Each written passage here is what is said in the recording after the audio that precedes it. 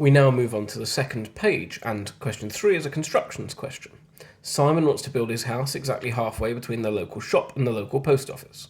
The local shop is at point S, the local post office is at point P. By construction, locate the exact point where Simon should build his house. You must show all of your working. And what that means in this case is you must show all of your construction lines to get to your result. As soon as I see that question, I'm thinking pair of compasses. I don't actually have one of those with me here, but we'll talk through what you would do with your pair of compasses as we go. So we want to be exactly at the midpoint of S and P. In other words, this question is saying construct the midpoint, or construct a line that will allow you to find the midpoint of the line SP. So I'm going to draw that line first of all. And then I want to perform a construction that lets me find that midpoint. And the way to do that is going to be to construct my perpendicular bisector. It's the bisector here which we care about. And I'll do that very simply by taking my pair of compasses and placing my point on S and drawing an arc. As I say, I don't have my pair of compasses, but you absolutely would.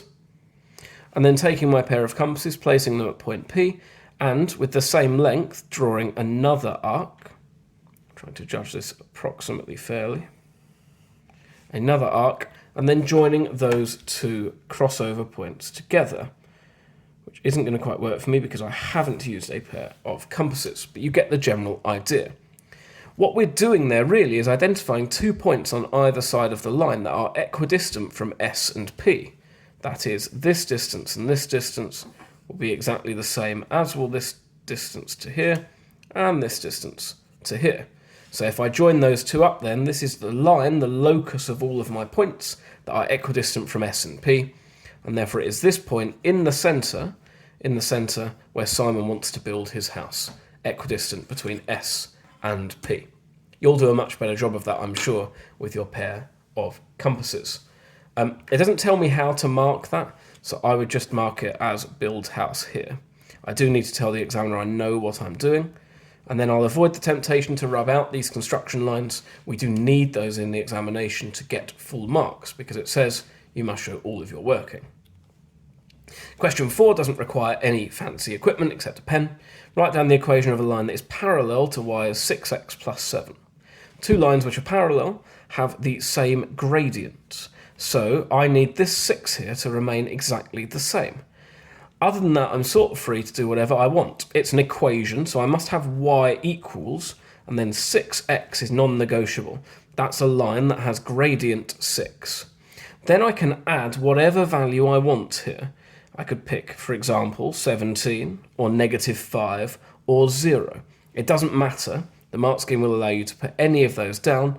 The only thing that matters is having 6x, so that the gradient is the same, and also not going with 6x plus 7, because that's just the same line. You're not really doing any demonstration of your understanding there. The understanding being y is mx plus c, the m is the gradient, and parallel lines have the same gradient. Question 5.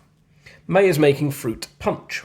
She makes the fruit punch by mixing fruit juice and lemonade in the ratio 1:3. So a quarter of the whole thing is fruit juice, 3/4 is lemonade. The fruit juice costs £1.80 per litre, the lemonade costs 75p per litre. First thing I'm noticing there, different units for our price.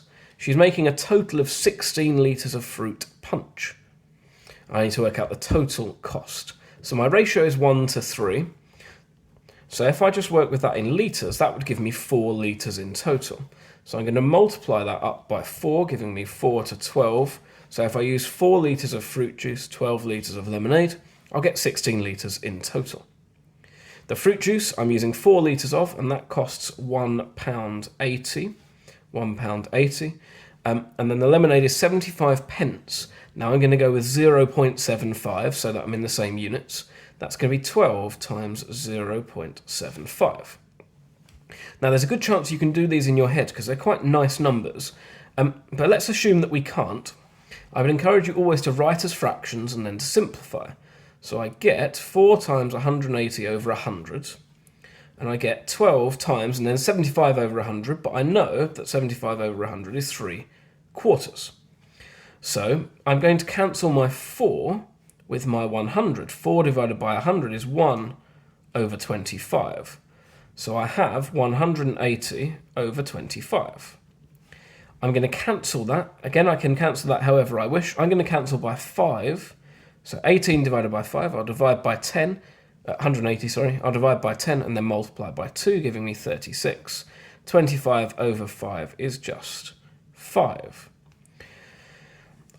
Ideally, because I want total cost, I'm going to want this as a decimal in the end. So actually, it might be useful for me to just double this up a little bit. So 36 over 5, let's multiply both by 2, giving me 72 over 10, or £7.20. And I just checked, does that make rough sense? 180 a litre, yes. As I say, you could probably do that one in your head, but that's how we'd approach it if it were a harder fraction. 12 times 3/4, nice and easy. I can just cancel the 4s in the 12 and the 1/4. 12 over 4 is just 3 over 1. And then I just have £9 in total.